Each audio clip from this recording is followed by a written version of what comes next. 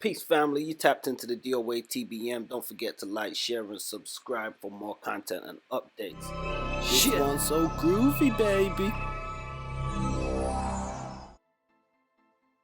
Well, I would say probably about at least 10 years ago, um, I was on lockup, man, for a stabbing, for an institutional stabbing, something that happened back here. And one of my partners, man, in particular, man, before this incident in particular occurred, me and him had a real serious conversation just about change, um, about the mindset. And I was a part of some programs at the time back here dealing with uh Black liberation movements, Pan-African movements, uh Rastafarian classes, and and I was just being exposed to so many different things, man. And then I had checked out Hidden Colors. You ever watch Hidden Colors? Yeah. To read that seed documentaries, definitely got a lot of powerful information. Yeah, and just a lot of the things that and people be like, dudes come to prison and they got this thing to where they be like, it's jailhouse talk, and be like, oh, he waited till he come to prison, to want to act like he's intelligent, want to act like he's all of these other things. But sadly, like Malcolm X said, the penal system is the closest thing to a college for the black man, is the closest thing to a university for the black man, you know. And it's sad, man, because when we're out in society, we don't have the access to, well, we have the access, but we're not exposed. We're not properly exposed to the things that you end up being exposed to back here because of the diversity. You end up meeting so many different people. The demographics inside the prison system is crazy. You have so many different people from so many different walks of life, and it's so much information, and you got a lot of time on your hand to really analyze things, to really critique things, and so it's a force situation. It forces you, to either gonna just be a druggie or whatever, or you're gonna get caught up inside the productive things. But anyway, man, after that incident in particular, I was like, dang, man, I got to change, man. I'm too intelligent. I'm too talented. I have to, I have to start leading by example. And I always had influence. I always was influential, so I was like, man, I got to step up to the plate, man, and start, being a better leader, man, and being a more positive influence over the individuals that I have influence over. So I came up with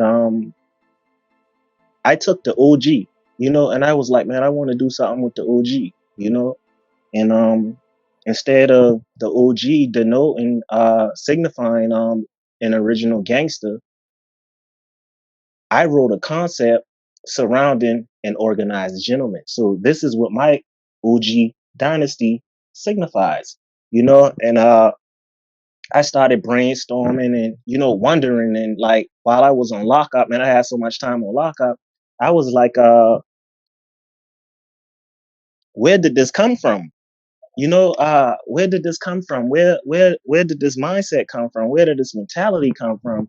And I just started thinking, like, where did it come from? And I went back like as far as the 60s, the 70s, the 80s, and I realized, man, because slavery was right around the corner, and black people ain't even no gangsters, so this didn't come about until until the event of what them Italians had going on, with the mafia syndicate. And I was like, man, but what we ended up doing, Ben, we ended up being so attracted to that image and what Hollywood, put out there on behalf of these mobsters. And black people, man, we've been in impoverished environments. We didn't have nothing. You know, then in the 80s and stuff like that, when the crack era came, when crack been introduced to things, you know what I'm saying? And people, we adopted a totally different mindset. But what was so crazy about it is that, you know, we were never organized. Those crime families were organized, you know what I'm saying? And they didn't did none of the stuff that we did. They didn't went about, their gangsterism the way that we, go about gangsterism, they did a lot of,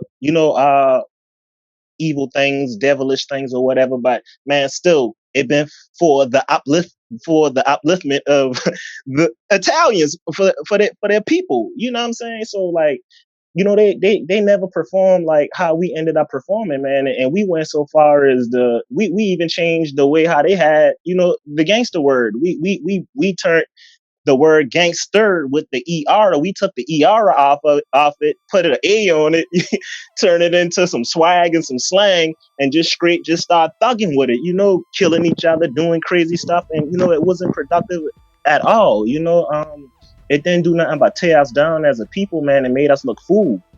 So I started just critiquing around that, and I was like, man, But what I call the write-up was breaking the psychological chains of gangsterism, man. And because, man, we have to start like pushing a different agenda. If we start pushing a different agenda, bro, we can get away.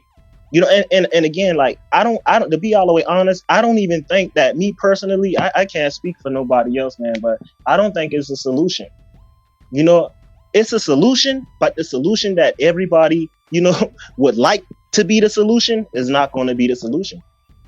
And we can preach, but until all of us come together, and it have to be and something else I said in the last chat that we had, speaking about one of the individuals that was inside Hidden Colors, one of the doctors that was inside Hidden Colors, Dr. Umar. These types of people, propagate, this type of stuff. But the thing about it is that, our youth don't want to hear it from those people. They want to hear, it coming from Boosie. They want to hear it coming from Moneybag Yo. They want to hear it coming from Yo Gotti. They want to hear it coming from, people like me that's inside, the type of situation that I'm in. They want to hear it from the OGs. They want to hear it from the people that have that really got the influence on the culture. Until that happened, not having one foot in and one foot out, you go into a public school and you're speaking about change and what we need to do, but then you go right back in the studio and you rap all this murder stuff and you record, these violent videos brandishing assault rifles, talking about promoting and propagating murder, mayhem, chaos. Until that stop, it'll never be a solution.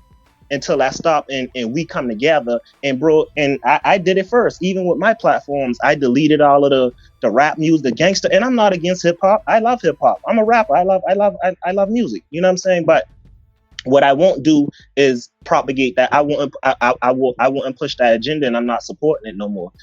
But so if we can get back to the creative side of it, and start putting different things in the music, more educational things in the music.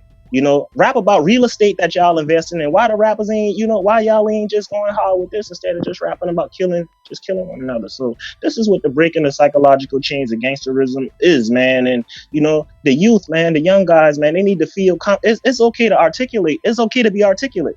It's okay to sit with your leg crossed. If I sit with my leg like this, you gonna call me a punk. But you see Barack Obama sit like this is no problem. You see Jay-Z sit like this is no problem. So this is how, this is how messed up we is, psychologically, man. And we have to break this indoctrination. We have to break that the way we've been conditioned to think like this. It's okay, man, to be cool.